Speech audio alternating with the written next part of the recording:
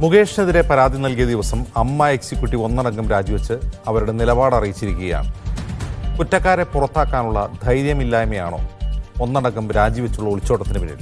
ഈ കൂട്ടരാജി എന്തുതരം കുറ്റസമ്മതമാണ്? സ്വാഗതം. സ്പെഷ്യൽ എഡിഷനിലേക്ക് നമ്മളൊപ്പം അതിഥികളായി അഭിനേത്രി ഉഷ ഹസീന, ജൂനിയർ ആർട്ടിസ്റ്റ് സന്ധ്യ, സംവിധായകൻ ബൈജു കൊട്ടാരക്കര, ഇടത് സഹയാത്രികൻ എം ജയചന്ദ്രൻ എന്നിവർ. ആദ്യം ഉഷയിലേക്ക്. ഉഷ, ഒരു തലമുറ മാറ്റം ഉണ്ടാവണം, അതുകൊണ്ട് ഒന്നടങ്കം രാജിവെച്ചൊഴിയുക എന്നുള്ളതാണ് അമ്മയിൽ നടന്ന ചർച്ചയിൽ മോഹൻലാൽ മുന്നോട്ട് വെച്ച നിർദ്ദേശമെന്നാണ് പുറത്തു വന്ന വാർത്തകൾ. അത് വെരിഫൈഡ് അല്ല, അങ്ങനെയാണ്. അങ്ങനെ ഒരു തലമുറ മാറ്റം കൊണ്ട് വലിയ മാറ്റം ഉണ്ടാവുമോ അമ്മയിൽ, സിനിമാ മേഖലയിൽ?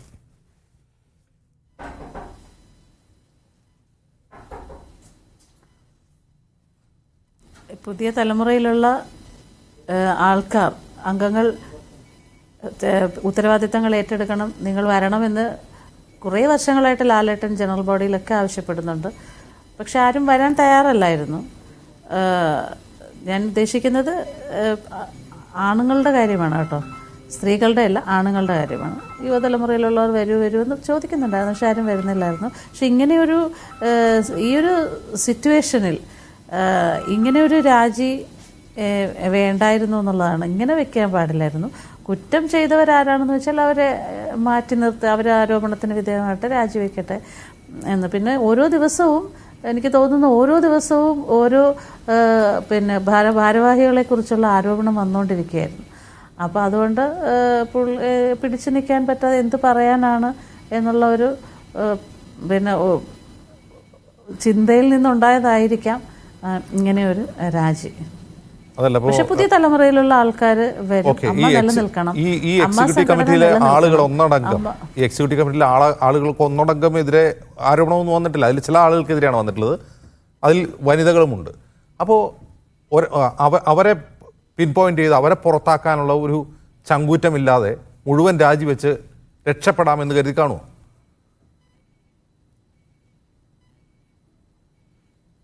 അതിനെക്കുറിച്ച് എനിക്കറിയില്ല. ഞാൻ മാധ്യമങ്ങളിലൂടെയാണ് കണ്ടതും കേട്ടതും ഒക്കെ. ഞാൻ ഇന്നിവിടെ കണ്ണൂരാണുള്ളത്. അപ്പോൾ പെട്ടെന്ന് ഇങ്ങനെ എല്ലാവരും രാജിവെച്ചു, അമ്മ മൊത്തം എക്സിക്യൂട്ടീവ് കമ്മിറ്റി ഭാരവാഹികളൊക്കെ രാജിവെച്ചു എന്ന് കേൾക്കുകയുണ്ടായത്. അപ്പോൾ ഞാൻ നേരത്തെ പറഞ്ഞതുപോലെ തന്നെ ഓരോ ദിവസവും, അപ്പോൾ ആദ്യം ജനറൽ സെക്രട്ടറി രാജിവെക്കുന്നു, ആ സ്ഥാനത്തേക്ക് വേറൊരാൾ വരാനായിട്ടുള്ള ഒരു ആലോചന നടക്കുമ്പോൾ തന്നെ അദ്ദേഹത്തിനെതിരെ ആരോപണം വരുന്നു. പിന്നെ പ്രധാനപ്പെട്ട ഓരോ ഭാരവാഹികൾക്കെതിരെ ആരോപണം വന്നുകൊണ്ടിരിക്കുന്നു.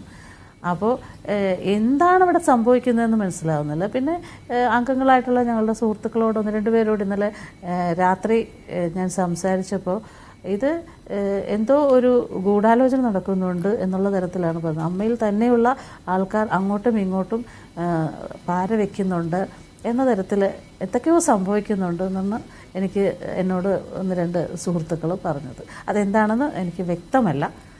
എന്തായാലും അമ്മ നിലനിൽക്കണം. ഞാൻ നേരത്തെ പറഞ്ഞതുപോലെ ഒരുപാട് നല്ല കാര്യങ്ങൾ ചെയ്യുന്നതാണ് അമ്മ. കൈനീട്ടം കൊടുക്കുകയും ആ കൈനീട്ടം കാത്തിരിക്കുന്ന ആൾക്കാരുണ്ട്. പിന്നെ ആരോഗ്യ ഇൻഷുറൻസ്, അപ്പോൾ അതൊക്കെ വലിയ കാര്യമാണ്. അപ്പോൾ അത്തരം കാര്യങ്ങളൊക്കെ കിട്ടുന്ന ആൾക്കാരൊക്കെ അതൊക്കെ ഈ സംഘടന നിലനിന്നാലേ മുന്നോട്ട് പോവുകയുള്ളൂ. അപ്പോൾ പുതിയ തലമുറയിലുള്ള ആൾക്കാർ വരിക, ഇതൊക്കെ ഒരു മാറ്റത്തിൻ്റെ തുടക്കമാണ്. വനിതാ അംഗങ്ങൾ വരുമ്പോൾ എപ്പോൾ ശ്രദ്ധിക്കുക, ഞങ്ങൾ കുറേ നാളായിട്ട് പറയുന്നതാണ്, സ്ത്രീകളുടെ പ്രശ്നത്തിൽ ഇടപെടാൻ കഴിവുള്ള, മുഖം നോക്കാതെ സംസാരിക്കുന്ന, ധൈര്യപൂർവ്വം സംസാരിക്കുന്ന, ആരെങ്കിലും പറഞ്ഞു കൊടുക്കുന്നത് കേട്ട് പറയുന്നവരല്ല, സ്വന്തമായിട്ട് എന്തെങ്കിലും തീരുമാനങ്ങൾ എടുക്കുവാനും സംസാരിക്കുവാനും ഒക്കെ കഴിവുള്ള ആൾക്കാരെ സ്ത്രീകളുടെ പ്രതിനിധികളായിട്ട് എക്സിക്യൂട്ടീവ് കമ്മിറ്റിയിലേക്കും ഭാരവാഹിയായിട്ട് വരുന്നുണ്ടെങ്കിൽ അവരെയും കൊണ്ടുവരിക. ആര് വന്നാലും നല്ല രീതിയിൽ പ്രവർത്തിക്കുക, സംഘടന നല്ല രീതിയിൽ മുൻപോട്ട് കൊണ്ടുപോകുക. ഉഷാസീന, അല്പം മുമ്പ് മന്ത്രി KB ഗണേഷ് കുമാർ പറഞ്ഞത് ഈ ഉഷ പറഞ്ഞ കാര്യം തന്നെയാണ്. അതായത് ഈ കൈനീട്ടം എന്ന പേരിലുള്ള ഒരു പെൻഷൻ പദ്ധതി, അതുപോലെ ആരോഗ്യ ഇൻഷുറൻസ് പദ്ധതിയൊക്കെ ചെയ്യുന്ന ഒരു ചാരിറ്റി സംഘടനയാണ് അമ്മ എന്നാണ്. അപ്പോൾ ഒരു ചാരിറ്റി സംഘടനയ്ക്ക് ചെയ്യാവുന്ന കാര്യങ്ങൾക്ക് പരിമിതിയുണ്ട്. അവർക്ക് തൊഴിൽ തർക്കങ്ങൾ പരിഹരിക്കാൻ കഴിയില്ല. അവർക്ക് സ്ത്രീകൾക്ക് ഉണ്ടാകുന്ന പരാതികളെക്കുറിച്ച് അവർക്ക് കേൾക്കേണ്ട ബാധ്യതയില്ല. കാരണം അവരുടെ ലക്ഷ്യം ചാരിറ്റിയാണ്. അപ്പോൾ ഈ പുതിയ ആളുകൾ വന്നതുകൊണ്ട് ഈ ചാരിറ്റി സ്വഭാവം മാറുന്നില്ലല്ലോ. യഥാർത്ഥത്തിൽ ഒരു തൊഴിലാളി സംഘടനയാണെങ്കിൽ അതിലെ അംഗങ്ങളുടെയെങ്കിലും തൊഴിൽ പ്രശ്നങ്ങൾക്കൊരു പരിഹാരം ഉണ്ടാക്കാൻ അതിന് കഴിയും. അത് അമ്മയുടെ ബൈലോ പ്രകാരം അങ്ങനെയാണുള്ളത്.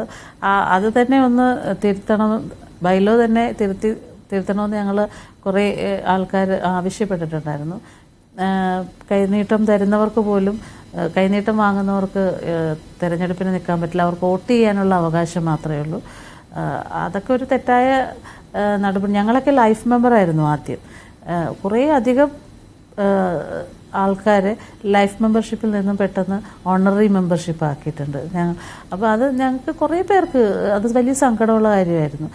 ഗണേശേട്ടൻ്റെ പിന്നെ സങ്കടം കണ്ട് ഞാൻ ശരിക്കും നേരത്തെ വല്ലാത്ത സങ്കടത്തിലായിപ്പോയി. കാരണം വെറുതല്ല, ഈ സംഘടന ഉണ്ടാക്കാൻ വേണ്ടി ഗണേശേട്ടൻ പറഞ്ഞത് സത്യമാണ്. ഗണേശേട്ടൻ, മണിയമ്പിള്ള രാജു, അതുപോലെ സുരേഷേട്ടൻ, ഇവരൊക്കെ ചേർന്നാണ് ഈ സംഘടനയുടെ രൂപീകരണം. ആ സമയം മുതൽ ഞാനുണ്ട്. അതിൻ്റെ ആദ്യത്തെ കൂടിച്ചേരൽ തിരുവനന്തപുരത്ത് വെച്ച് നടന്നപ്പോൾ ആ സമയം മുതൽ ഞാനിതിലെ ലൈഫ് മെമ്പറാണ്. അപ്പോൾ അവരുടെയൊക്കെ ഒരുപാട് കഷ്ടപ്പാടുണ്ട് ഈ ഒരു സംഘടനയുടെ രൂപീകരണത്തിൽ. ചില ആൾക്കാരാണ്, സംഘടനയിലെ എല്ലാവരെയും പറയുന്നില്ല, ചില ആൾക്കാരാണ് അവിടെ വന്ന് ഇരിക്കുന്ന, അർഹതയില്ലാത്ത കുറേ പേര് വന്നിരുന്ന് കാണിച്ചു കൂട്ടിയ കാര്യങ്ങൾക്കുള്ള ശിക്ഷയാണ് ഇപ്പോൾ എല്ലാവരും ഇങ്ങനെ ഒരു സംഘടന അനുഭവിക്കുന്നത്. ഈ ചില ആളുകൾ, പ്രശ്നക്കാരായ ആളുകൾ, ബഹുജനം പല വിധമാണല്ലോ. ഈ പ്രശ്നക്കാരായ ആളുകളെ തിരിച്ചറിയാൻ കഴിയാത്തത്ര സെൻസിറ്റിവിറ്റി ഇല്ലാത്ത ആളുകളാണോ അതിൻ്റെ ഭാരവാഹികൾ? ഇപ്പോൾ മോഹൻലാലിൻ്റെ കാര്യം തന്നെ എടുക്കുക. അദ്ദേഹം അമ്മ പ്രസിഡൻ്റാണ്. ഈ കോലാഹലം മുഴുവൻ ഉണ്ടാകുമ്പോൾ അദ്ദേഹം മിണ്ടുന്നില്ല. ഇന്ന് പുറത്തിറക്കിയ 2 വരി പ്രസ്താവനയിൽ, അത് മോഹൻലാലിൻ്റെ പ്രസ്താവനയാണെന്ന് അറിയില്ല, അതിൽ പറയുന്ന ഒരു തലമുറ മാറ്റം അതിൽ പറയുന്ന കാര്യം വെച്ചാൽ ഞങ്ങളെ തിരുത്തിയതിനും വിമർശിച്ചതിനും നന്ദി എന്ന് പറഞ്ഞിട്ടാണ്. എവിടെയാണ് തിരുത്തിയത്? വിമർശനം ഉണ്ടായത് ശരിയാണ്, എവിടെയാണ് തിരുത്തിയത്?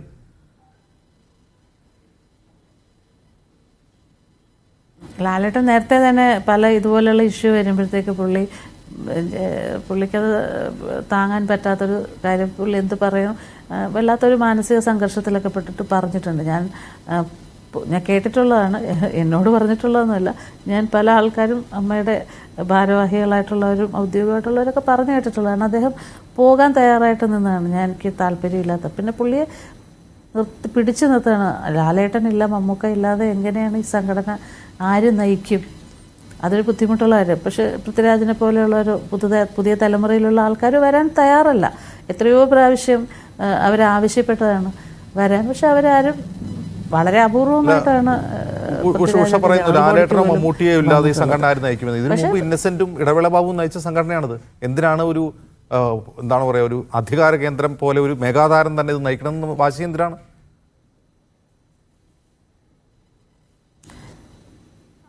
അതിനെക്കുറിച്ച് ഞാൻ എന്ത് പറയാനുണ്ട്? എനിക്കതിനൊരു ഉത്തരം പെട്ടെന്ന് പറയാൻ പറ്റില്ല. പക്ഷെ അമ്മയുടെ പ്രസിഡന്റ് ഇന്നസെൻ്റ് ഏട്ടൻ പ്രസിഡൻ്റ് ആകുമ്പോൾ ഇന്നസെൻ്റ് ഏട്ടൻ എം പി ആണ്. പിന്നെ അദ്ദേഹത്തിന് എല്ലാവരെയും കൂട്ടിച്ചേർത്ത് നിർത്താനുള്ള ഒരു കഴിവുണ്ട്, എല്ലാവരെയും കൂട്ടിച്ചേർത്ത് കൊണ്ടുപോകാൻ. ഇപ്പോൾ പിന്നെ ആരും അദ്ദേഹത്തോട് പിണങ്ങത്തില്ല, അദ്ദേഹത്തിന് അതറിയാം ആ രീതിയിൽ. അപ്പോൾ ലാലേട്ടൻ ഒരു നേതൃസ്ഥാനത്ത് വരുന്ന ആൾ എന്ന് പറയുമ്പോൾ എല്ലാവരോടും ഒരു അല്പം ഒരു സീനിയറായിട്ടുള്ള മോഹൻലാൽ അല്ലെങ്കിൽ മമ്മൂക്ക, ലാലേട്ടൻ അങ്ങനെ പറയുമ്പോൾ ഒരു റെസ്പെക്റ്റ് കൂടെ ഉണ്ടല്ലോ. അവർക്ക് താഴെയുള്ള ആൾക്കാരാണല്ലോ എല്ലാവരും. അപ്പോൾ അത്തരത്തിലൊരാൾ തന്നെ ഈ സംഘടന നയിച്ചുകൊണ്ട് പോകണം. അതല്ലെങ്കിൽ പിന്നെ പൃഥ്വിരാജിനെയൊക്കെ വിളിക്കാഞ്ഞിട്ടൊന്നുമല്ല, അവരെയൊക്കെ ഒരുപാട് പ്രാവശ്യം വിളിച്ചിട്ടുണ്ട്, ഒത്തിരി പ്രാവശ്യം. ഞാൻ പറഞ്ഞില്ലേ, ലാലേട്ടൻ എല്ലാ ജനറൽ ബോഡിക്കും പറയുന്ന വല്ലാത്ത സങ്കടമുണ്ട്. പുതിയ തലമുറയിലുള്ള ആൾക്കാർ, നിങ്ങൾ വരൂ, നിങ്ങളല്ലേ ഇതിന് മുന്നോട്ട് കൊണ്ടുപോകേണ്ടത്, അപ്പോൾ നിങ്ങൾ വരൂ എന്ന് ഒരുപാട് പ്രാവശ്യം പറഞ്ഞിട്ടുണ്ട്. പക്ഷെ അവർ തയ്യാറായിട്ടില്ല. പക്ഷേ ഇപ്പം എനിക്ക് പ്രതീക്ഷയുണ്ട്, ഇങ്ങനെ ഒരു സിറ്റുവേഷനൊക്കെ വന്നപ്പോൾ പുതിയ തലമുറയിലെ ആൾക്കാർ വരണം. ചാക്കോച്ചൻ, രാജു, അതുപോലെ ആസിഫ് അലി, പുതിയ തലമുറയിൽ ഒരുപാട് പേരുണ്ട്. അവരൊക്കെ കൂടെ വരുമ്പോൾ ഒരുപാട് മാറ്റങ്ങളുണ്ടാവും ഇവിടെ. അങ്ങനെ ഉണ്ടാവണം. ശരി, ശ്രീ ബൈജു കൊട്ടാരക്കര, ഒരു സിനിമാ അഭിനേതാക്കളുടെ സംഘടന ഒരു തൊഴിൽ സംഘടനയാണോ അതല്ലാതെ ഒരു ചാരിറ്റി സംഘടനയായാണോ പ്രവർത്തിക്കേണ്ടതെന്നുള്ള തർക്കങ്ങളുണ്ട്. ഇപ്പോൾ ഫെഫ്ക പോലുള്ള തൊഴിലാളികളുടെ, മീൻസ് ടെക്നീഷ്യന്മാരുടെയും തൊഴിലാളികളുടെ സംഘടനകളുണ്ട്. ഇപ്പം ഇവിടെ നോക്കുകയാണെങ്കിൽ ഇത് ചെയ്യുന്ന പണി എന്താണ്? കൈനീട്ടം എന്നാണ് അതിൻ്റെ ഒരു പെൻഷൻ പദ്ധതിയുടെ പേര്. അത് എത്രമാത്രം ഫ്യൂഡലാണ്, അതൊരുതരം ഔദാര്യമാണ് എന്നൊക്കെ നമുക്ക് തോന്നിക്കുന്നൊരു പേര് പോലുമാണ് അതിന്. അപ്പോൾ ഈ ആൾ മാറിയാൽ, ഇപ്പോൾ ഹസീന പറയുന്ന പോലെ പുതിയ ആളുകൾ വന്നാൽ ഇതിൻ്റെ ഘടന അങ്ങനെ തന്നെ നിൽക്കുകയല്ലേ ബൈജു കൊട്ടാരക്കര?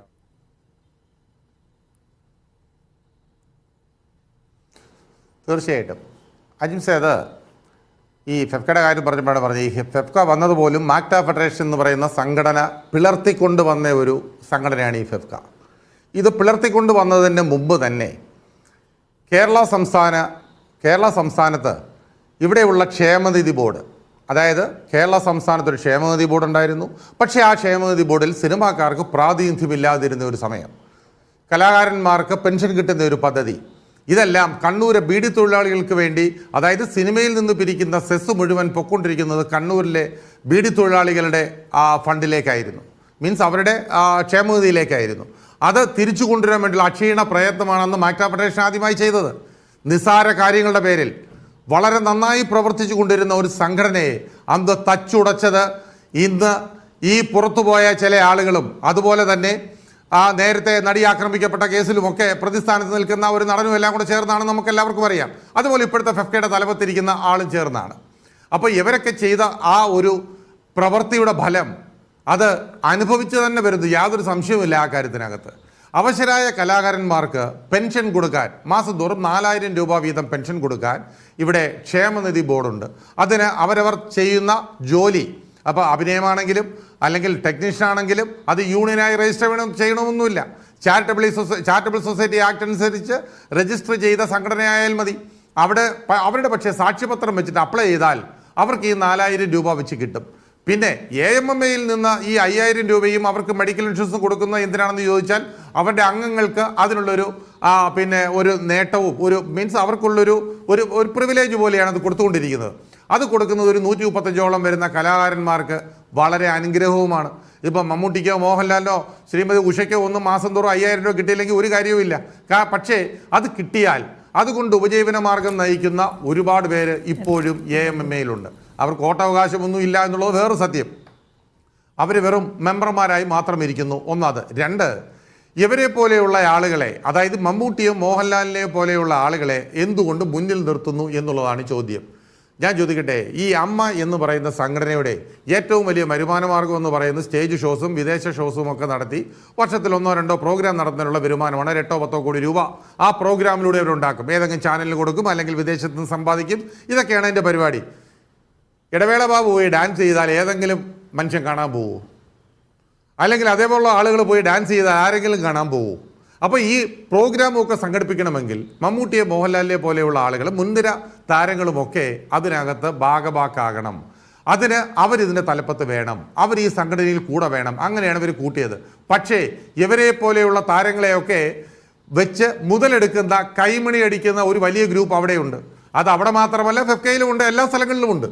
അപ്പോൾ ആ കൈമണി അടിക്കുന്ന ആളുകൾ ഇതിൻ്റെ പേരിൽ മുതലെടുപ്പ് നടത്തുന്നതൊന്നും മേലേക്കൊന്നും ആരും അറിയുന്നില്ല.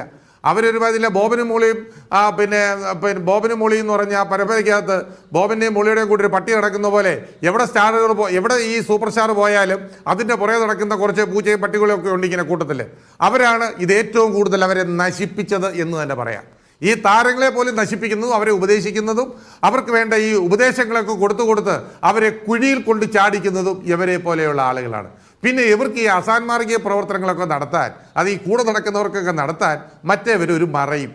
അപ്പോൾ അതാണ് ഇപ്പോൾ എല്ലാം കൂടി ഒരു ബോംബ് കണക്ക് പൊട്ടിത്തെറിച്ചത്. പൊട്ടിത്തെറിച്ചപ്പോഴെന്താ, എല്ലാം ഒരുമിച്ച് വന്ന് തലയിലേക്ക് വരികയല്ലേ. ഇപ്പോൾ കപ്പിത്താൻ എന്ത് ചെയ്തു? ഉള്ള കപ്പലിലുള്ള ജോലിക്കാരെ എല്ലാവരെയും പിടിച്ച് കപ്പലിൽ വെച്ചിട്ട് ആ കപ്പലൊക്കെ മുക്കിക്കളഞ്ഞ് അവിടെ കിടക്കട്ടെ എന്ന് കരുതി. അപ്പോൾ അങ്ങനെയാണ് ഇപ്പോൾ അമ്മയുടെ കാര്യത്തിൽ സംഭവിച്ചിരിക്കുന്നത്.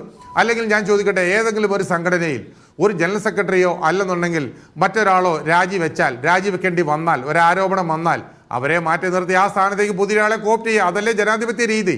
പക്ഷേ അത് ചെയ്യാതെ മോഹൻലാൽ എന്ന് പറയുന്ന മനുഷ്യൻ, അമ്മയുടെ എല്ലാമായ പ്രസിഡന്റ്, ഇത്രയും നാളായിട്ട് കമാം ഒരക്ഷരം മിണ്ടിയില്ല. ഹേമ കമ്മിറ്റി റിപ്പോർട്ട് ഇത്രയും കാലം പുറത്തുവിടണമെന്ന് ഈ AMMയുടെ ഏതെങ്കിലും മെമ്പർമാരോ അല്ലെന്നുണ്ടെങ്കിൽ AMMയുടെ തലപ്പത്തിരുന്ന ആരെങ്കിലും സർക്കാരിനോട് ആവശ്യപ്പെട്ടോ? ഇവരെല്ലാം പോയി മൊഴി കൊടുത്തതാണല്ലോ. എന്നാൽ എന്താണ് ഈ ഹേമ കമ്മിറ്റി റിപ്പോർട്ട്? നിങ്ങൾ എന്തുകൊണ്ടാണ് ഇത് പുറത്തുവിടാത്തത്? ഞങ്ങൾക്കൊന്ന് അറിയണമല്ലോ എന്ന് AMMയുടെ ഏതെങ്കിലും ഒരു ഭാരവാഹിയെ ആവശ്യപ്പെട്ടോ സർക്കാരിനോട്? 4.5 വർഷം അവരിത് പൂഴ്ത്തിവെക്കാൻ അവർ സഹായിച്ചു അല്ലേ? ഈ 4.5 വർഷം ഇവരെ തന്നെയാണ് പൂഴ്ത്തിവെച്ചത്. ഇവർക്കറിയാം ഇത് പുറത്തു വന്നാൽ, നേരത്തെ തന്നെ വിവരങ്ങളൊക്കെ എല്ലാവരും അറിഞ്ഞിട്ടുണ്ടാവണം. അതുകൊണ്ടായിരിക്കുമല്ലോ ഇത് പുറത്തു വന്നാൽ ഞങ്ങൾ വെട്ടിലാകും, അതുകൊണ്ട് നമ്മുടെ കൂടെയുള്ളവർ ആൾക്കാർ മൊത്തത്തിൽ മുങ്ങും എന്ന് നേരത്തെ തന്നെ ഇവർക്ക് മനസ്സിലായതുകൊണ്ടാണ് ഈ 4.5 വർഷത്തോളം അത് പൂഴ്ത്തിവെക്കാനിടയാക്കിയത്. തുറന്നു വിട്ടപ്പോഴോ കൂടത്തിലിരിക്കുന്ന ഭൂതത്തിനെ തുറന്നു വിട്ടപ്പോൾ ഭൂതത്തിൻ്റെ കൈയും കാലും ഒക്കെ വെട്ടിയിട്ടാണ് കൊടുത്തത്. കുറേയധികം പേജുകൾ വെട്ടിക്കീറി ഇനി ഇത് നിങ്ങൾ കാണണ്ട കേൾക്കണ്ട എന്ന് പറഞ്ഞ് പുറത്തു കൊടുത്തു. എന്നാൽ ആർജവമുള്ളവരാണെങ്കിൽ ഈ AMMAയുടെ നേരത്തെ ഇരുന്ന ഈ ഭാരവാഹികളൊക്കെ ആർജവമുള്ള ആളുകളാണെങ്കിൽ സർക്കാരിനോട് ആവശ്യപ്പെടണമായിരുന്നു, ഹേമ കമ്മിറ്റി റിപ്പോർട്ട് ഞങ്ങൾക്ക് കാണണം. സർക്കാരിന് കൊടുക്കാതിരിക്കാൻ നിവൃത്തിയുണ്ടോ? ഉണ്ടോ? സർക്കാർ കൊടുക്കില്ലേ? അപ്പോൾ ഇവർക്ക് ആർക്കും അതിൻ്റെ ആവശ്യമില്ല. തങ്ങൾ പ്രതിഭാഗത്ത് വരും എന്ന് കണ്ടപ്പോൾ ആ റിപ്പോർട്ടേ വരണ്ട, അത് വരും എന്ന് കരുതിയപ്പോൾ അതിനെതിരെ കേസ് കൊടുക്കാനും അതിനെതിരെ ഉഷ പറയുന്നത് ഈ അമ്മ എന്ന് പറയുന്ന സംഘടനയുടെ ബൈലോയിൽ തന്നെ പ്രശ്നങ്ങളുണ്ട് എന്നാണ്. അപ്പോൾ അതും ഒരു കാരണമാണല്ലോ. ഇപ്പോൾ ഒരു തൊഴിൽ പരാതി, ഒരു സ്ത്രീകൾക്കെതിരായ അതിക്രമങ്ങൾ, ഇത്തരം കാര്യങ്ങൾ പരിഗണിക്കണമോ വേണ്ടയോ എന്ന് പോലും ആ ബൈലോയിൽ ഇല്ലെങ്കിൽ അത് നമുക്ക് പൊതുസമൂഹത്തിന് അങ്ങോട്ട് പറയാൻ പറ്റും. നിങ്ങൾ എന്തുകൊണ്ട് പരാതി പരിഗണിക്കുന്നില്ല, നിങ്ങൾ എന്തുകൊണ്ട് തൊഴിൽ തർക്കങ്ങൾ പരിഹരിക്കുന്നില്ല, ആളുകളെ ബാൻ ചെയ്യുന്നൊന്നും ചോദിക്കാൻ പോലും പറ്റില്ല. കാരണം അതിൻ്റെ ബൈലോ പ്രശ്നമാണെങ്കിൽ അതൊരു കുഴപ്പമല്ലേ?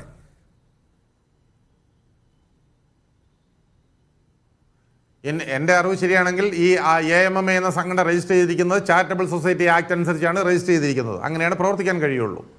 അപ്പോൾ അങ്ങനെ യൂണിയനായിട്ടല്ല രജിസ്റ്റർ ചെയ്തിരിക്കുന്നത്. ഞങ്ങളൊക്കെ മാക്ട ഫെഡറേഷനൊക്കെ രജിസ്റ്റർ ചെയ്തിരിക്കുന്നത് യൂണിയനായിട്ടാണ്. 19 യൂണിയനുകളുടെ ഒരു കോൺഫെഡറേഷൻ ആയിരുന്നു മാക്ട ഫെഡറേഷൻ. പക്ഷേ ഇത് ചാരിറ്റബിൾ സൊസൈറ്റി ആക്ട് അനുസരിച്ച് രജിസ്റ്റർ ചെയ്യുമ്പോൾ ഇതിന് കുറച്ച് റെസ്ട്രിക്ഷൻസ് ഉണ്ട്. ആ റെസ്ട്രിക്ഷൻസിനകത്ത് ഈ തൊഴിൽ തർക്കങ്ങൾ ഒരിക്കലും സർക്കാർ ലെവലിലേക്കോ മറ്റു ഭാഗങ്ങളിലേക്കോ പോകാൻ പറ്റില്ല എന്നാണ് എനിക്കറിയാൻ കഴിയുന്നത്. അതുകൊണ്ടായിരിക്കാം ചിലപ്പോൾ. അല്ലെങ്കിൽ ഇവർ ജൽ ബോഡി കൂടുമ്പോൾ ഈ ജൽ ബോഡിക്കകത്ത് എന്തുകൊണ്ട് എത്രയോ വർഷങ്ങളായി രൂപീകരിച്ചിട്ട് ഉഷ അങ്ങനെ പറയുന്നെങ്കിൽ, ശ്രീമതി ഉഷ, നിങ്ങളൊക്കെ ഈ ജൽ ബോഡി കൂടുമ്പോൾ ഈ ബൈലോ അമെൻഡ് ചെയ്യാൻ നിങ്ങൾ ആവശ്യപ്പെടണമായിരുന്നു. 3-4 ഭാഗം അംഗങ്ങൾ ഇത് ആവശ്യപ്പെട്ടാൽ ഇത് അമെൻഡ് ചെയ്തേ മതിയാകുള്ളൂ. ഇത് അമെൻഡ് ചെയ്യാൻ എന്തുകൊണ്ട് നിങ്ങൾ ആരും ആവശ്യപ്പെട്ടില്ല? എന്തിന് ഇത്രയും കാലം വെച്ചുകൊണ്ടിരുന്നു? അങ്ങനെ ഒരു ബൈലോ ആണെന്നുണ്ടെങ്കിൽ ഞാൻ ചോദിക്കട്ടെ, ഇത് തലയില്ലാത്തൊരു ബൈലോ ആണെന്നുണ്ടെങ്കിൽ പിന്നെ എന്തിന് വെച്ചോണ്ടിരിക്കുന്നു? കീറെടുത്ത് ദൂരെ കളയണമായിരുന്നു. പിന്നെ അതിനെ കുറിച്ച് മുന്നിട്ട് കാര്യമില്ല. ശരി, ഉഷ എന്താ പറയാൻ വരികയാണ്? ഞങ്ങൾ പറഞ്ഞിട്ടില്ല എന്ന് എങ്ങനെ അറിയാം? ഞങ്ങൾ പറയുന്നുണ്ട്, ആവശ്യപ്പെടുന്നുണ്ട്. ഇപ്പോൾ വന്ന ഭരണസമിതിയിലും ഞങ്ങൾ ആവശ്യപ്പെട്ടതും അതുതന്നെയാണ്. ബൈലോയിലെ ഈ കൈനീട്ടം തരുന്നവർക്ക് വോട്ട് ചെയ്യാൻ മാത്രമേ അവകാശമുള്ളൂ, തെരഞ്ഞെടുപ്പിന് നിൽക്കാൻ അവകാശമില്ല. അത്തരം കാര്യങ്ങൾ ചർച്ചയിൽ പരിഹരിക്കാൻ അതെന്താ വേണ്ടതെന്ന് ആലോചിക്കാമെന്ന് തന്നെ ഞങ്ങൾക്ക് ഉറപ്പ് തന്നിട്ടുണ്ടായിരുന്നു. ഞങ്ങൾ പറയുന്നൊക്കെയുണ്ട്, എല്ലാ കാര്യത്തിലും ഞങ്ങൾ സംസാരിക്കുന്നുണ്ട്.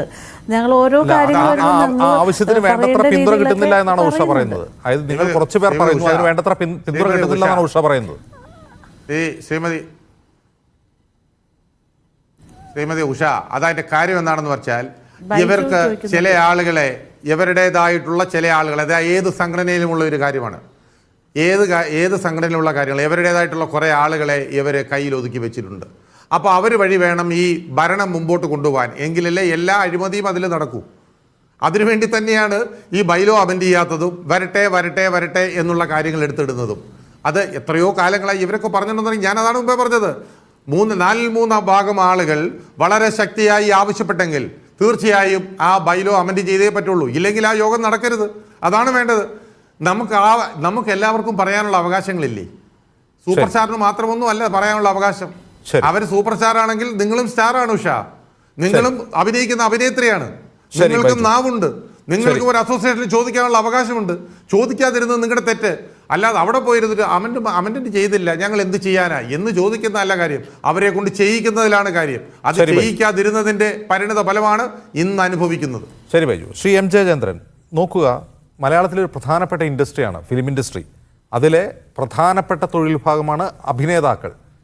ഈ അഭിനേതാക്കളുടെ സംഘടന എന്ന് പറയുന്നത് ഒരു തൊഴിലാളി സംഘടനയാണോ എന്ന് ചോദിച്ചാൽ അല്ല, അതൊരു ചാരിറ്റബിൾ ഓർഗനൈസേഷൻ ആണോ അങ്ങനെ ചോദിച്ചാൽ ആണ്. അവർ ചെയ്യുന്ന പണി ഇവിടെ മുമ്പ് ഇപ്പോൾ ഉഷ ഹസീനയും ബൈജുവും ചൂണ്ടിക്കാട്ടിയതുപോലെ കുറച്ച് പേർക്ക് 120 പേർക്ക് കൈനീട്ടം എന്ന പേരിൽ, ആ പേരിൽ തന്നെ ചെറിയ പ്രശ്നമുണ്ട്, പെൻഷൻ കൊടുക്കുന്ന പണിയാണ് ചെയ്യുന്നത്. അങ്ങനെ കൈനീട്ടം കൊടുക്കാൻ വേണ്ടി ഒരു സംഘടന, ആ കൈനീട്ടം കൊടുക്കാൻ വേണ്ടി സ്റ്റേജ് ഷോകൾ നടത്തുന്നു. ഇതിൽ സർക്കാരിനും അതുപോലെ രാഷ്ട്രീയ പാർട്ടികൾക്കും തൊഴിലാളി സംഘടനകൾക്കും ഇടപെടേണ്ട ഒരു സാഹചര്യം ഇപ്പോഴില്ലേ? കാരണം ഈ അമ്മ എന്ന സംഘടന ഇന്നത്തെ ഘടനയിൽ ഇനി പുതിയ തലമുറ വന്നാലും അത് മുന്നോട്ട് പോകുമോ എന്നുള്ള കാര്യം സംശയമാണ്. ഇവിടെ ഒരു ഇടപെടൽ, രാഷ്ട്രീയ ഇടപെടൽ ആവശ്യമല്ലേ?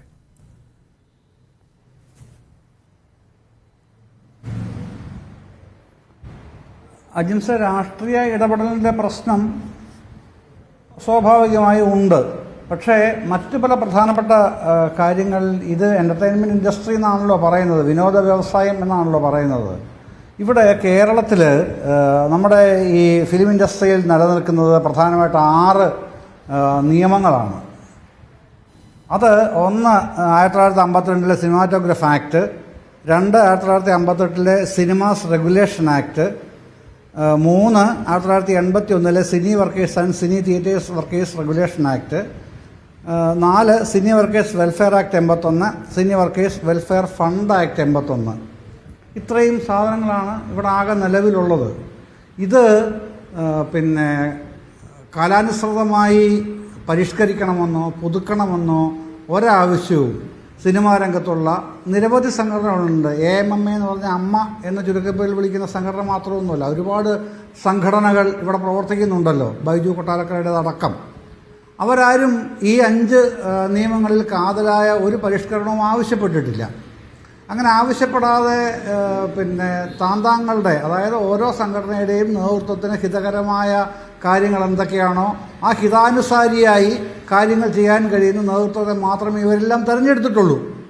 അതങ്ങനെ തന്നെയാണ് നടന്നുകൊണ്ടിരിക്കുന്നത്. വിനോദ വ്യവസായത്തിൽ ഒരുപാട് പിന്നെ വിഷാദങ്ങളും വിപര്യങ്ങളും ഉണ്ടെന്ന് ഇപ്പോഴാണല്ലോ എല്ലാവർക്കും മനസ്സിലാവുന്നത്.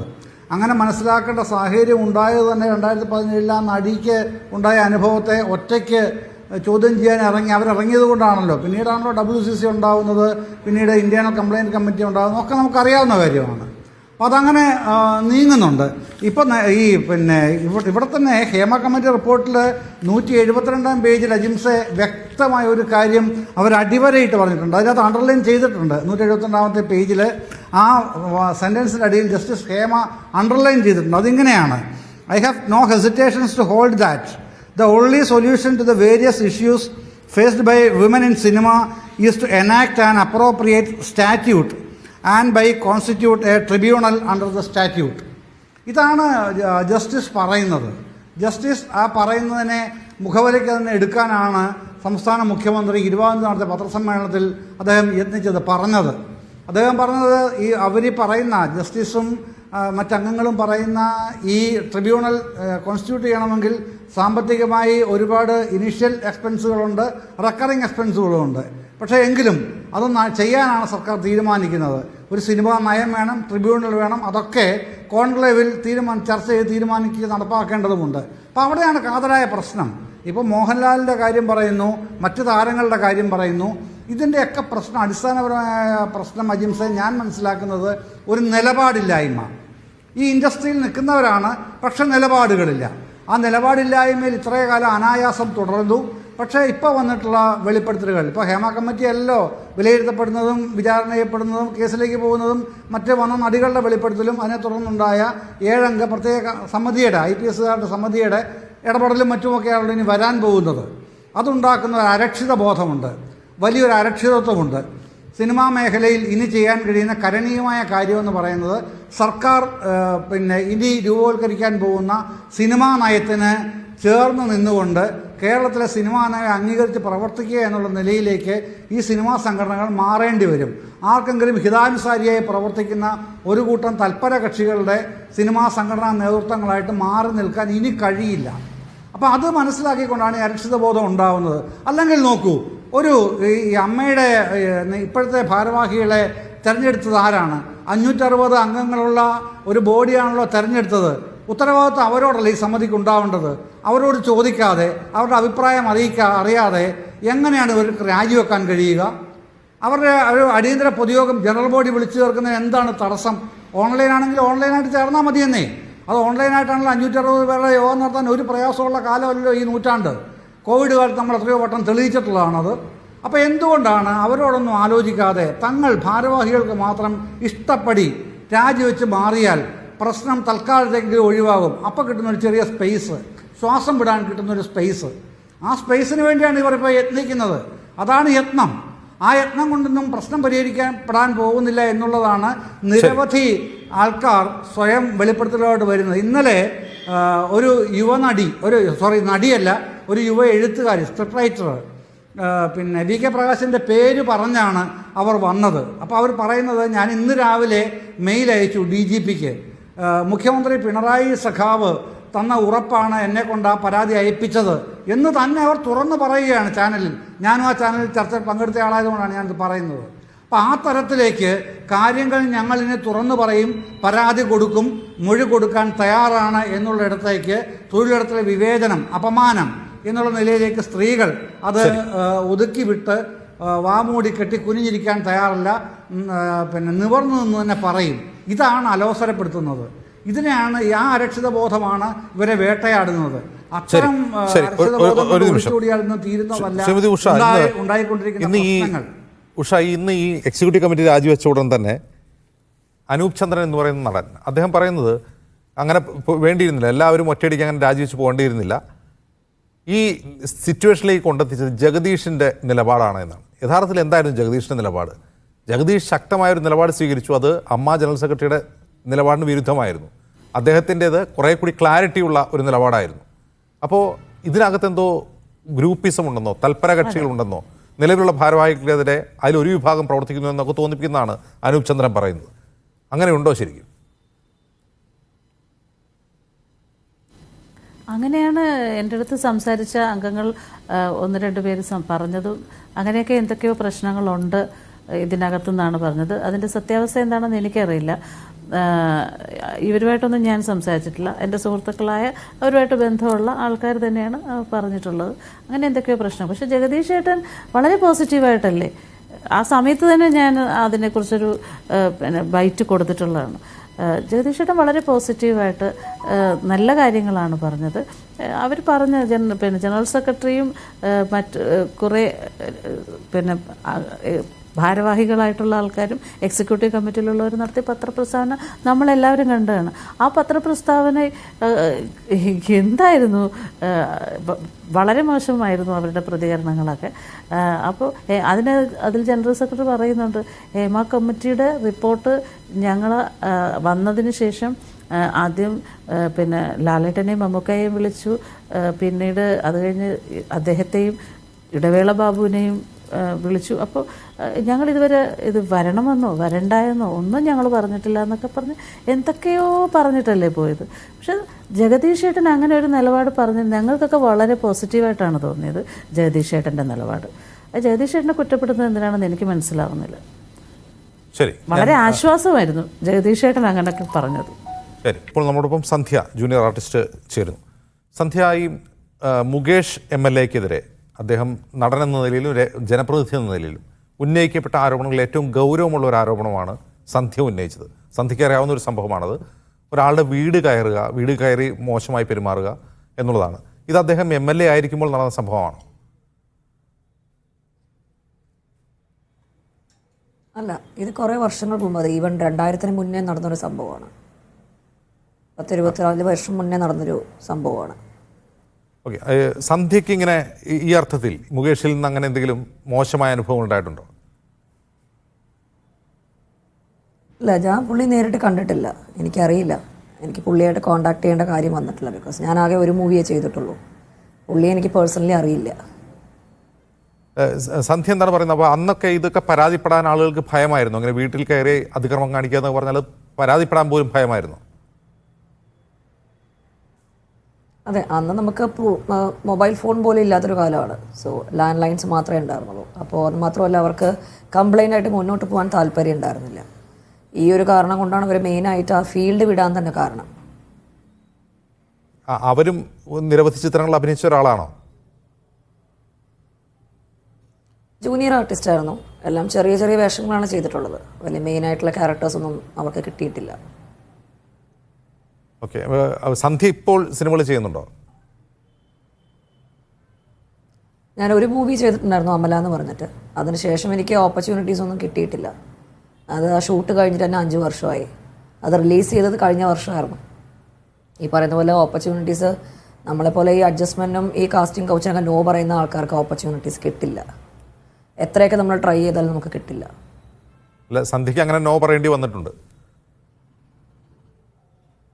യെസ്, ഞാൻ എൻ്റെ പാഷൻ കാരണമാണ് മുന്നോട്ട് വന്ന് ആക്ടിങ് ചെയ്യാൻ താല്പര്യപ്പെടുന്നത്.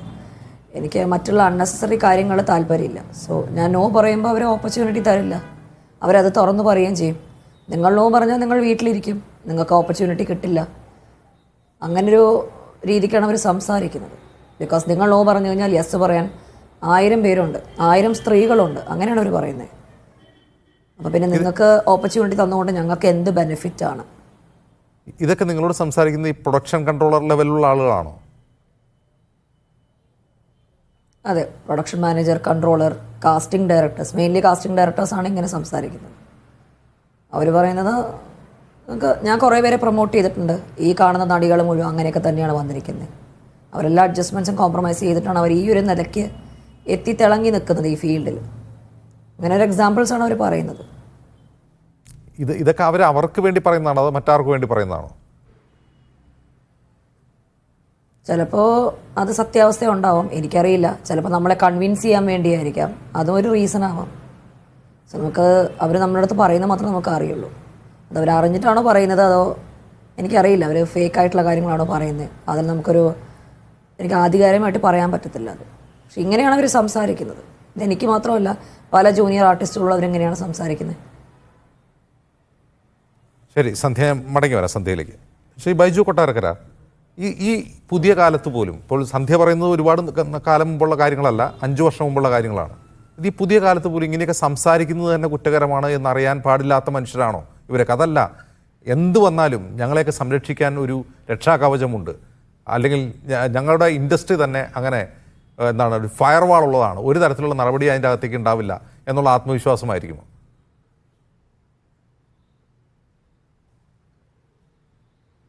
അതുതന്നെയാണ് കാരണം ഇവരൊക്കെ എന്ത് ചെയ്താലും ഞങ്ങളോട് ആരും ചോദിക്കാൻ വരില്ല, ഞങ്ങളാണെല്ലാം, ഇനി നിങ്ങൾ അങ്ങ് കൊണ്ടുപോയി പരാതി കൊടുക്കുക, പരാതി കൊടുത്താൽ ഞങ്ങൾക്കറിയാം അതിനെ നേരിടാൻ എന്നുള്ളൊരു അഹങ്കാരം, ഒരഹന്ത ഇവരുടെ എല്ലാം പക്കലുണ്ട്. അതാണ് ഇവരെ കൊണ്ട് ഇതെല്ലാം ചെയ്യിക്കുന്നത്. ഇതിനു മുമ്പ് നമ്മുടെ ഇടത് സഹയാത്രികൻ ശ്രീ എം ജയചന്ദ്രൻ പറഞ്ഞ 1-2 കാര്യങ്ങൾക്ക് ഒരു മറുപടി പറയട്ടെ. അദ്ദേഹം ഇതിനിടയ്ക്ക് പറഞ്ഞു, ഒരു പുതിയ സിനിമാ നയം വരുന്നു, ആ സിനിമാ നയം വന്നു കഴിഞ്ഞാൽ നിങ്ങൾക്കെല്ലാം അതിനകത്ത്, ആ സിനിമാ നയത്തിനകത്ത് നിന്ന് പെരുമാറേണ്ടി വരും എന്നൊക്കെയാണ് അദ്ദേഹം പറഞ്ഞത്. മിസ്റ്റർ ജയചന്ദ്രൻ, ഒരു കാര്യം മാത്രം ഓർത്തോളൂ, ഈ സിനിമാ നയം രൂപീകരിക്കാൻ സർക്കാർ ഉണ്ടാക്കി വെച്ചിരിക്കുന്ന കമ്മിറ്റിയിൽ ആരൊക്കെയാണ് ഇരിക്കുന്നതെന്ന് ആദ്യം നോക്കണം. ഒന്ന്, ഏറ്റവും കൂടുതൽ സ്ത്രീകൾ ഇപ്പോൾ പേര് പുറത്ത് പറഞ്ഞു കൊണ്ടുവരുന്ന മുകേഷ്, നിങ്ങളുടെ MLA തന്നെയാണ്, CPM-ൻ്റെ MLA ആണ്. മറ്റൊന്ന്, 100 കണക്കിന് തൊഴിലാളികളുടെ തൊഴിൽ കളഞ്ഞ, സുപ്രീം കോടതി പോലും ഇയാൾ കുറ്റക്കാരനാണെന്ന് 60,000 രൂപ ശിക്ഷ വിധിച്ച ബി ഉണ്ണികൃഷ്ണൻ എന്ന ഫെഫ്കയുടെ നേതാവ്, CPM അനുഭാവിയാണ്, CPM-ൻ്റെ എല്ലാമായിട്ട് നിൽക്കുന്ന ആളാണ്. അതുകൊണ്ട് ഇവരെയൊക്കെ വെച്ചിട്ടാണ് പുതിയ സിനിമാ നയം ഉണ്ടാക്കാൻ പോകുന്നത്. കൂട്ടത്തിൽ AMMയുടെ ഇപ്പോൾ പുറത്തുപോയ ചില ആളുകളുമൊക്കെ അവരെയൊക്കെ ആയിരിക്കുമല്ലോ ഈ കോൺക്ലേവിൽ വിളിക്കാൻ വേണ്ടി ഉദ്ദേശിച്ചിരുന്നത്. എന്താണെങ്കിലും ഇങ്ങനെയുള്ള ആളുകളെയൊക്കെ വിളിച്ച് ഒരു കോൺക്ലേവ് നടത്തിയത് കൊണ്ടോ ഒരു സിനിമാ നയം രൂപീകരിച്ചോ കൊണ്ടൊന്നും സിനിമ നന്നാവില്ല എന്നുള്ള കാര്യം 100% ഉറപ്പാണ്. കുറേ നാളുകൾക്ക് മുമ്പ് താങ്കൾക്കറിയാമായിരിക്കാം, ഒരു അടൂർ ഗോപാലകൃഷ്ണൻ കമ്മിറ്റി ഉണ്ടാക്കി. AK ബാലൻ സഖാവ് ഇവിടെ മന്ത്രിയായിരിക്കുന്ന സമയത്ത്, സാംസ്കാരിക മന്ത്രിയായിരിക്കുന്ന സമയത്ത്, അത് ഏതാണ്ട് 1.5 കോടി രൂപയോളം ചിലവാക്കി അടൂർ ഗോപാലകൃഷ്ണൻ കമ്മിറ്റി രൂപീകരിച്ചു. അതിനകത്ത് ഒരു നല്ല പ്രപ്പോസൽ അദ്ദേഹം കൊണ്ടുവന്നു. അതിൻ്റെ ചർച്ചകൾക്ക് പല പ്രാവശ്യം ഞാനും പോയിട്ടുള്ളതാണ്, സർക്കാരിൻ്റെ ചർച്ചകൾക്കും അദ്ദേഹത്തിൻ്റെ ചർച്ചകൾക്കും ഒക്കെ പോയിട്ടുള്ളതാണ്. അവസാനം നല്ല കുറേ നിർദ്ദേശങ്ങൾ കൊണ്ടുവന്നു. സിനിമ എങ്ങനെ കൊണ്ടുപോകണം, സിനിമ സംഘടനകൾ എങ്ങനെ പ്രവർത്തിക്കണം, ഗവൺമെൻറ്റിന് സിനിമയുടെ മേൽ എന്താണ് ആധിപത്യം, അതെങ്ങനെ അറിയാം, ഇതിനെക്കുറിച്ചൊക്കെ സമഗ്രമായ ഒരു പഠനമായിരുന്നു അടൂർ ഗോപാലകൃഷ്ണൻ കമ്മിറ്റി അന്ന് കൊണ്ടുവന്നിരുന്നത്. പക്ഷേ ആ കമ്മിറ്റി റിപ്പോർട്ടിൽ ഒരെണ്ണമെങ്കിലും ഈ ഗവൺമെൻറ് ഇത്രയും കാലമായിട്ട് നടപ്പാക്കാൻ കഴിഞ്ഞോ? അതെടുത്ത് ദൂരെ കളഞ്ഞില്ലേ? എന്തുകൊണ്ട് നടത്താക്കാൻ പറ്റിയില്ല? അത് നടപ്പാക്കണം. അത് നടപ്പാക്കുകയായിരുന്നുണ്ടെങ്കിൽ ഇപ്പോഴുള്ളതിൻ്റെ പകുതി പ്രശ്നങ്ങൾ കുറഞ്ഞു കിട്ടിയേനെ. കാരണം ഇവിടെയുള്ള പല സംഘടനകൾക്കും യാതൊരു ഒരു എയിമുമില്ലാതെ, അതായത് അവർക്ക് എന്താണ് എന്നുള്ളത് അവർക്കറിയില്ല. അവർ ചെയ്യുന്നത് അവർക്ക് വേണ്ട കാര്യങ്ങളും അവരുടെ കൂടെ നിൽക്കുന്ന ആളുകളെ സൂചിപ്പിക്കാൻ വേണ്ട കാര്യങ്ങളും അവർക്ക് വലുതാവാനും അവർക്ക് ജീവിതം സൂചിക്കാനുമുള്ള കാര്യങ്ങളുമായിട്ട് അവർ സംഘടനകളെ ഉപയോഗിക്കുന്നു. അങ്ങനെയാണ് ഇത് വന്നത്. സർക്കാരിന് ഇതിൻ്റെ മേളിലൊന്നും യാതൊരു നിയന്ത്രണങ്ങളുമില്ല. അടൂർ ഗോപാലകൃഷ്ണൻ കമ്മിറ്റിയുടെ നിർദ്ദേശം അനുസരിച്ചുള്ള കാര്യങ്ങളായിരുന്നെങ്കിൽ ഞാൻ ഒരു കാര്യത്തോട് ചോദിക്കാം, ഒരു വർഷം ഇവിടെ എത്ര സിനിമകൾ റിലീസാവുന്നുണ്ടെന്ന് ചിലപ്പോൾ സർക്കാരിന് അറിയാൻ പറ്റും. കാരണം തിയേറ്ററിലെ ടാക്സും കാര്യങ്ങളൊക്കെ കിട്ടുന്നതാണല്ലോ. എത്ര സിനിമകളുടെ ഷൂട്ടിംഗ് നടക്കുന്നു, എവിടെയൊക്കെ ഷൂട്ടിംഗ് നടക്കുന്നു, എത്ര തൊഴിലാളികൾ ഇതിൽ ഭാഗവാക്കാകുന്നു, എത്ര താരങ്ങൾ ഇതിലുണ്ട്, എത്ര ടെക്നീഷ്യൻസ് ഉണ്ട് എന്നുള്ള ഒരു കണക്ക്, ആ ഒരു സ്റ്റാറ്റിസ്റ്റിക്സ് ഇന്ന് സർക്കാരിൻ്റെ കയ്യിലുണ്ടോ? അല്ലെങ്കിൽ സർക്കാരിന് അറിയാൻ കഴിയുന്നുണ്ടോ? എവിടെയാണ് ലൊക്കേഷൻ എന്ന് അറിയാൻ കഴിയുന്നുണ്ടോ? ഇതൊന്നും സർക്കാരിന് ഒരു കണക്കുമില്ല. സർക്കാരിന് ഈ കിട്ടുന്ന സിനിമയിൽ നിന്ന് കിട്ടുന്ന സെസ്സും സിനിമയിൽ നിന്ന് കിട്ടുന്ന നികുതി പണവും മാത്രം മതി. അവർക്ക് സിനിമാക്കാരെ എങ്ങനെ പോയാൽ എന്താ? പിന്നെ കുറേ ഗ്ലാമർ ഫീൽഡല്ലേ, കുറേ ഗ്ലാമറസ് ആൾക്കാർ പറയുമ്പോൾ അവരെ കൊണ്ട് പാടുക, ചാടുക, പിന്നെ അവരെ കൊണ്ട് എന്തെങ്കിലും പ്രോഗ്രാം ചെയ്യിക്കുക, ഇതൊക്കെ സർക്കാരിന് ഒരു കടമയായിട്ട് അങ്ങനെ അങ്ങ് മാറിക്കഴിഞ്ഞു. എന്നിട്ട് ഇടയ്ക്ക് ഇതേപോലുള്ള പ്രശ്നങ്ങളൊക്കെ വരുമ്പോൾ ഒരു കോൺക്ലേവ് ഉണ്ടാക്കുക, അല്ലെങ്കിൽ സിനിമ കമ്മിറ്റി രൂപീകരിക്കുമെന്ന് പറയുക, അടുത്ത കമ്മിറ്റി രൂപീകരിക്കുക, അതിനും കൊടുത്ത് 1 കോടി രൂപ കോൺക്ലേവിന്, ഹേമ കമ്മിറ്റിക്കും കൊടുത്ത് 1,06,54,000 രൂപ, അടൂർ ഗോപാലകൃഷ്ണൻ കമ്മിറ്റിക്കും കൊടുത്ത് 1 കോടി സംതിങ് രൂപ. ഇതൊക്കെ ആരുടെ കാശാണ്? ഈ നാട്ടിലെ പാവപ്പെട്ടവരെ നികുതി പണമല്ലേ? ഈ പണം എടുത്ത് കൊടുത്ത് ഈ കമ്മിറ്റികളൊക്കെ രൂപീകരിച്ചിട്ട് ആ റിപ്പോർട്ട് മേടിച്ച് പുഴുത്തി വെക്കുക, അത് പുറത്തുവിടുകയും ചെയ്യല. അത് പുറത്തുവിട്ടാൽ സ്വന്തം ആളുകളുടെ തടി കേടാവും. CPM തന്നെ ചില അനുഭാവികൾക്കും കൂടെ നിൽക്കുന്ന ചില ആളുകൾക്കും, മുകേഷെ പോലെ ആളുകൾക്കും ഒക്കെ ചിലപ്പോൾ തടിയിൽ കൊണ്ടാലോ. അതുകൊണ്ട് അത് പുറത്തുവിടില്ല. അതുകൊണ്ട് ഈ മുകേഷിനെയും ബി ഉണ്ണികൃഷ്ണനെയൊക്കെ ഉൾപ്പെടുത്തിയുള്ള ഈ കോൺക്ലേവ് കേരളത്തിൽ നടത്തുകയാണെങ്കിൽ, ഒറ്റയ്ക്കാണെങ്കിലും ശരി, ഞാൻ അതിന് എതിർത്തിരിക്കും എന്നുള്ളതിന് യാതൊരു സംശയവുമില്ല. ഈവൻ ഒറ്റയ്ക്കാണെങ്കിലും ശരി, കേരളത്തിൽ എൻ്റെ ഒരു ശബ്ദം അതിനൊരു എതിർ ശബ്ദമായി കേരളത്തിൽ അത് കേൾക്കും. കാരണം ഇങ്ങനെയുള്ള വേട്ടക്കാരെയും ഇങ്ങനെയുള്ള ഈ തൊഴിലാളികളെ പോലും നശിപ്പിക്കുന്ന രീതിയിൽ പ്രവർത്തിക്കുന്ന ആളുകളെയും കൊണ്ടൊക്കെ ഈ കമ്മ്യൂണിസ്റ്റ് സർക്കാർ വീണ്ടും മുമ്പോട്ട് സിനിമ നയവുമായി പോവുകയാണെങ്കിൽ അത് സിനിമയുടെ അന്ത്യമായിരിക്കും മലയാളത്തിൽ എന്ന് പറയാതെ വയ്യ. ആരെത്രയൊക്കെ ന്യായീകരിച്ചാലും, ആ ഏത് ഇടത് സഹയാത്രികരാണെങ്കിലും, ഇടത് MLA-മാരാണെങ്കിലും, ഇടത് പിന്നെ മെമ്പർമാരാണെങ്കിലും, ആരാണെങ്കിലും ശരി, എത്ര ന്യായീകരിച്ചാലും ശരി, ഇങ്ങനെയുള്ള ആളുകളെയൊക്കെ ഉൾക്കൊള്ളിച്ചുകൊണ്ട് മുമ്പോട്ട് പോകുന്നതാണ് ഈ സിനിമയ്ക്ക് ഏറ്റവും വലിയ ഗതികേട്. ഒരു പരാതി പറയാൻ ഇവർക്ക് ആർക്കും ഒരു ഇടമില്ല. ഈ ഫെഫ്കയിലും AMMയിലും ഒക്കെ ഈ പരാതി ഈ പെൺകുട്ടികൾ കൊടുത്തിട്ട് വർഷങ്ങളായി. അത് തുറന്നു നോക്കാൻ ഇതേവരെ അവർക്ക് കഴിഞ്ഞിട്ടില്ല. അതാ ഇപ്പോഴും അടയിരിക്കുന്നു. 2018 കൊടുത്തതും 2015 കൊടുത്തതും അന്ന് കൊടുത്ത ഇമെയിലുകളും ഒക്കെ അവിടെ അടച്ചു വെച്ചിരിക്കുക. തുറന്നു നോക്കാൻ ആളില്ല. പിന്നെ എന്തിനാണ് ഒരു സംഘടന? ആർക്ക് വേണ്ടിയാണ്? AMM എന്ന് പറയുന്ന സംഘടന എന്താണ്? കൈനീട്ടം കൊടുക്കാൻ വേണ്ടി മാത്രമോ? അതാണോ ഒരു സംഘടന? ഒരു സംഘടന എന്ന് പറയുമ്പോൾ അതിനകത്തുള്ള അംഗങ്ങളുടെ പിന്നെ ക്ഷേമവിവരങ്ങളും അവരുടെ തൊഴിലിടങ്ങളിലുള്ള കാര്യങ്ങളും ഒക്കെ അന്വേഷിക്കേണ്ടതല്ലേ? ഇതൊന്നും അന്വേഷിക്കാതെ കൈനീട്ടം കൊടുക്കാൻ വേണ്ടി മാത്രം ഒരു സംഘടനയാണെങ്കിൽ അത് കേരളത്തിൽ ഇല്ലാതിരിക്കുന്നതാണ് നല്ലത്. ഇങ്ങനെയുള്ള പേരുദോഷമെങ്കിലും ഉണ്ടാവുമല്ലോ ഈ ആർട്ടിസ്റ്റുകൾക്ക്. ശരി, ശ്രീ M. ജയചന്ദ്രൻ, ഈ രാഷ്ട്രീയ ഇടപെടൽ എന്ന് ഞാൻ ആദ്യം ചോദിച്ച ചോദ്യത്തിൽ സർക്കാർ ഇടപെടൽ എന്നുകൂടി ആഡ് ചെയ്യേണ്ട ഒരു സാഹചര്യമാണ് ഇപ്പോൾ ബൈജു കൊട്ടാരക്കര പറയുന്നത്. സർക്കാരിന് നിയന്ത്രണമില്ലാതെ ഒരു ഇൻഡസ്ട്രി പ്രവർത്തിക്കുകയാണ്. അതിൽ ഈ സന്ധ്യയെപ്പോലുള്ള ജൂനിയർ ആർട്ടിസ്റ്റുകൾ വരുന്നു പോകുന്നു. അവർ വരുന്നത് എങ്ങനെ, പോകുന്നത് എങ്ങനെ, അവിടെ എന്തൊക്കെ ക്രൈം നടക്കുന്നു. ഇപ്പോൾ അഡ്ജസ്റ്റ്മെൻറ്റ്, കോംപ്രമൈസ് എന്നീ 2 വാക്കുകൾ തന്നെ സിനിമാ മേഖലയിൽ കുറ്റകൃത്യമായി മാറുകയാണ്. നമുക്ക് നിയമമില്ല. റാഗിങ് തടയാൻ കോളേജുകളിൽ നമുക്ക് നിയമമുണ്ട്, ഇവിടെ നിയമമില്ല. അപ്പോൾ ഇവിടെ ടോട്ടലി ഒരു പവർ വാക്ക് നമ്മൾ കാണുകയാണ്. ഒരു അർത്ഥത്തിലും സർക്കാരിൻ്റെ ഒരു ഇടപെടലും ഇല്ലാതെ ഒരു ഇൻഡസ്ട്രി പ്രവർത്തിക്കുകയാണ്. ടാക്സ് വാങ്ങാൻ മാത്രം സർക്കാർ.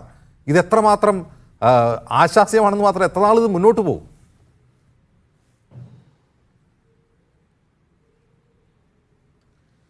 അജിംസെ, പിന്നെ ഈ മാസം 20-ാം തീയതി മുഖ്യമന്ത്രി നടത്തിയ വാർത്താ സമ്മേളനത്തിൽ അദ്ദേഹം ഇങ്ങനെ പറയുന്നുണ്ട്: സിനിമാ മേഖല കുത്തൊഴിഞ്ഞതാണെന്നോ അതിലെ സാങ്കേതിക പ്രവർത്തകരും നടീനടന്മാരും ആകെ അസാൻമാർഗിക സ്വഭാവം വെച്ചു പുലർത്തുന്നവരാണെന്നോ ഉള്ള അഭിപ്രായം സർക്കാരിനില്ല. ഒരു റിപ്പോർട്ടിൻ്റെ ഭാഗമായി സിനിമയിലെ ചിലർക്കുണ്ടായ രക്താനുഭവങ്ങൾ വെച്ച് 94 വർഷത്തെ പൈതൃകമുള്ള മലയാള സിനിമാ രംഗത്തെ വിലയിരുത്തരുത്.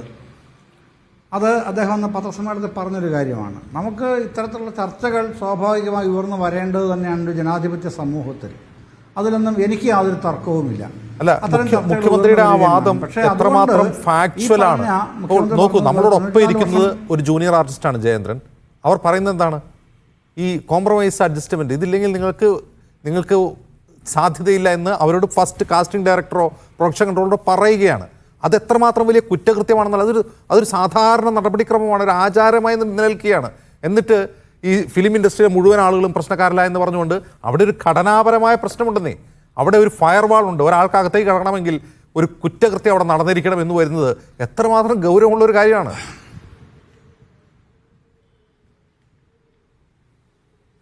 അല്ല, അത് അജിംസ്, അതങ്ങനെ എങ്ങനെയാണ് താങ്കൾക്ക് പറയാൻ കഴിയുക എന്ന വാസ്തവത്തിൽ എനിക്ക് അത്ഭുതമാണ് തോന്നുന്നത്. താങ്കളെ പോലൊരാളിങ്ങനെ പറയുമ്പോൾ, ബൈജു കൊട്ടാരക്കര പറയുമ്പോൾ അതെനിക്ക് മനസ്സിലാവും, അതിൻ്റെ പുറകെയുള്ള ഇൻറ്റൻഷൻ എന്താണെന്നുള്ളത് നമുക്ക് എല്ലാവർക്കും അറിയുകയും ചെയ്യാം.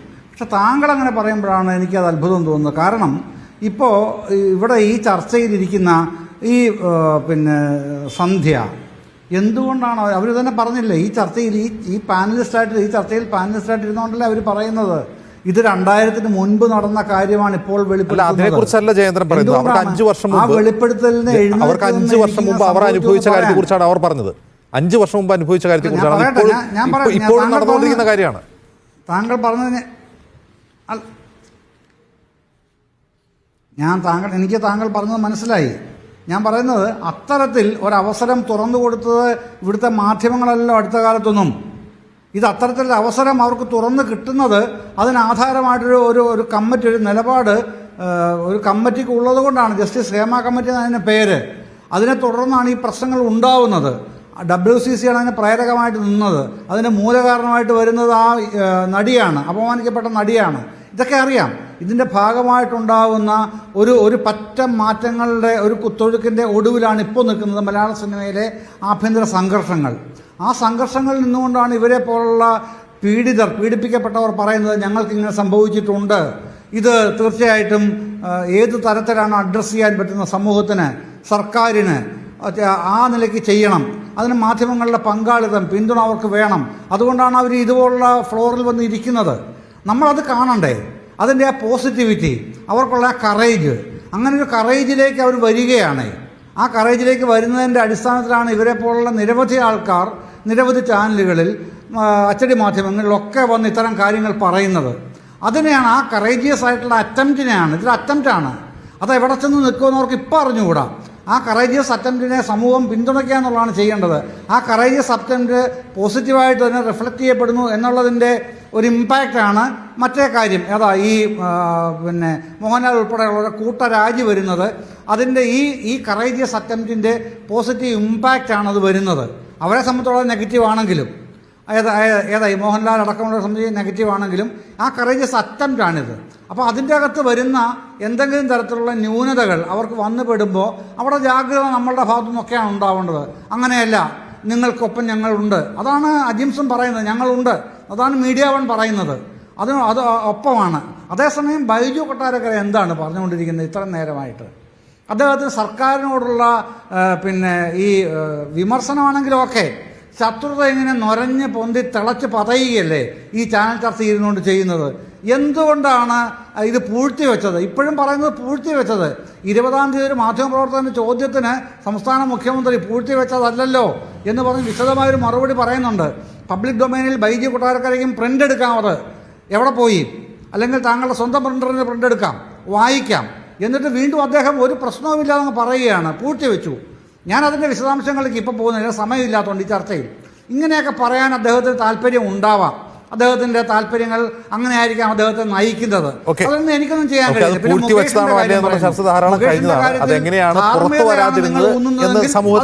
മനസ്സിലാവുകയും ചെയ്തിട്ടുണ്ട്. ഞാൻ വരാം. സന്ധ്യ കൈ ഉയർത്തിയിരുന്നു, എന്താണ് പറഞ്ഞത്? മിസ്റ്റർ ജയചന്ദ്രൻ നേരത്തെ സംസാരിച്ചായിരുന്നു, ഇത് 20 വർഷം മുന്നേ നടന്നതല്ലേ? ശരിയാണ്. ആ മിസ്ബിഹേവിയർ ഇൻസ്റ്റൻസ് അല്ലെങ്കിൽ ആ ഒരു ഇൻസിഡൻറ്റ് നടന്നത് 20-24 വർഷം മുന്നേ ആണ്. പക്ഷേ ഈ കാസ്റ്റിംഗ് കൗച്ചിൻ്റെ കാര്യം എന്ന് പറയുന്നത് 4 മാസം മുന്നേ ഒരു കാസ്റ്റിംഗ് ഡയറക്ടർ സംസാരിച്ചപ്പോൾ പുള്ളിയും പറഞ്ഞ് ഇതൊക്കെ തന്നെയാണ്. അത് ഇപ്പോഴും നടക്കുന്ന കാര്യമാണ്. കാസ്റ്റിംഗ് കൗച്ച് ഇന്നലെ നിങ്ങൾ വിളിച്ചാലും ഇന്ന് വിളിച്ചാലും കാസ്റ്റിംഗ് ഡയറക്ടേഴ്സ് അല്ലെങ്കിൽ പ്രൊഡക്ഷൻ മാനേജർ ആവട്ടെ, പ്രൊഡക്ഷൻ എക്സിക്യൂട്ടീവ് ആവട്ടെ, ഇവരിങ്ങനത്തെ കണ്ടീഷൻസ് ഒക്കെയാണ് വെക്കുന്നത്. എന്നാൽ മാത്രമേ അതായത് ഫീമെയിൽ ആർട്ടിസ്റ്റിന് അവിടെ ഒരു ചാൻസ് ഉള്ളൂ, ഒരു ഓപ്പർച്യൂണിറ്റി കിട്ടത്തുള്ളൂ. അത് 20 വർഷം മുന്നേ ഉള്ള കാര്യമല്ല, ഇത് ഇപ്പം നടക്കുന്ന കാര്യമാണ്. അല്ല സന്ധ്യ, ഇങ്ങനെ സംസാരിക്കുന്ന ആളുകളെ എന്തുകൊണ്ട് കോൾ ഔട്ട് ചെയ്തു? അവരെ എന്തുകൊണ്ട് പേരെടുത്ത് പറഞ്ഞുകൂടാ? പറഞ്ഞല്ലോ, ഞാൻ വിച്ചു എന്ന് പറഞ്ഞൊരു കാസ്റ്റിംഗ് ഡയറക്ടറാണ് ഞാൻ സംസാരിച്ചത് കുറച്ച് മാസങ്ങൾ മുന്നേ. പുള്ളി പറയുന്നത് അങ്ങനെയാണ്, ഈ കാണുന്ന നായികന്മാരൊക്കെ അങ്ങനെ തന്നെയാണ് വന്നിരിക്കുന്നത്. അവരിപ്പോഴും ഈ ഇൻഡസ്ട്രിയെ സർവൈവ് ചെയ്യുന്നത് അങ്ങനെയൊക്കെ തന്നെയാണ്. അപ്പം നിങ്ങൾക്കും അതുപോലെ ടോപ്പിൽ എത്തണമെങ്കിൽ നിങ്ങളും വിട്ടുവീഴ്ചകൾ ചെയ്യണം. അപ്പോൾ അതിന് എല്ലാവരും തയ്യാറാവില്ലല്ലോ. അവരെല്ലാ സ്ത്രീകളെ ഒരേ കണ്ണോടെയാണ് കാണുന്നത്. ഇവരുടെ വീട്ടിലും അമ്മയും പെങ്ങന്മാരൊക്കെ ഇല്ലേ, ഭാര്യമാരില്ലേ? പിന്നെ എന്തുകൊണ്ടാണ് അവർ പുറത്തുള്ള സ്ത്രീകളോട് അവർ ഇങ്ങനെ സംസാരിക്കുന്നത്, ഒരു സംസ്കാരം ഇല്ലാത്ത രീതിയിൽ? അത് ശരിയായ കാര്യമല്ലല്ലോ. അവരെല്ലാ സ്ത്രീകളെ ഒരു കണ്ണോടെ കാണുന്നുണ്ട്. They are taking women four granted. ആ ഒരു മെൻറ്റാലിറ്റി നല്ല കാര്യമല്ല. അത് ഒരു ഫീൽഡിലും നല്ലതല്ല, ഫിലിം ഇൻഡസ്ട്രി മാത്രമല്ല, അത് ഏത് ഫീൽഡ് ആയിക്കോട്ടെ. യെസ്, ഹേമ കമ്മിറ്റി റിപ്പോർട്ടിൽ ചൂണ്ടിക്കാട്ടുന്ന കാര്യങ്ങൾ ഏതോ കാലത്ത് മലയാള സിനിമയിൽ നടന്നതല്ല, ഇപ്പോഴും നടന്നുകൊണ്ടിരിക്കുന്നതാണ് എന്നുള്ളതിനുള്ള ജീവനുള്ള സാക്ഷ്യപത്രങ്ങളാണ് ഈ പുറത്തു വരുന്ന മൊഴികളും ആരോപണങ്ങളും, ഇപ്പോൾ സന്ധ്യ ഉൾപ്പെടെ ചൂണ്ടിക്കാട്ടുന്ന കാര്യങ്ങളും. ഇതിൽ ഭരണകൂടത്തിന് ചെയ്യാനുള്ള റോൾ എന്താണ് എന്നതിനെക്കുറിച്ചുള്ള വളരെ സീരിയസ് ആയിട്ടുള്ള ചർച്ചകളിലേക്ക് പോയില്ലെങ്കിൽ ഇത് വലിയ തോതിൽ കുഴപ്പങ്ങൾ ഉണ്ടാക്കും, ഒരു പ്രശ്നങ്ങൾ ഉണ്ടാക്കുന്ന ഒന്നായി മാറാനും സാധ്യതയുണ്ട്. വളരെ നന്ദി ശ്രീ എം ജയചന്ദ്രൻ, ശ്രീ ബൈജു കൊട്ടാരക്കര, ശ്രീ സന്ധ്യ.